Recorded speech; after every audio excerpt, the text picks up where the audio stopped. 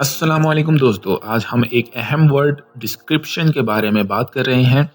इसका उर्दू में मतलब और इस्तेमाल क्या होता है, चलिए ये जानते हैं। डिस्क्रिप्शन का मतलब होता है किसी चीज़, तस्वीर या कॉन्सेप्ट के बारे में तफसीलात से बयान करना। जब हम किसी चीज़ को डिटेल में एक्सप्लेन करते हैं ताकि लोग उसे समझ सकें, तो हम उसे डिस्क्रिप्शन कहते हैं।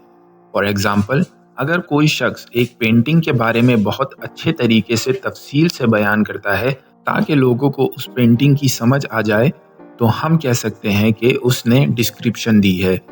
The description of the landscape was vivid and detailed. मंजर की तफसील जिंदगी से भरपूर और मुकम्मल थी।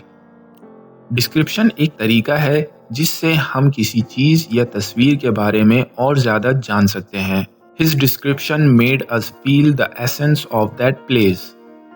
उसकी डिस्क्रिप्शन ने हमें उस जगह की फील करवा दी।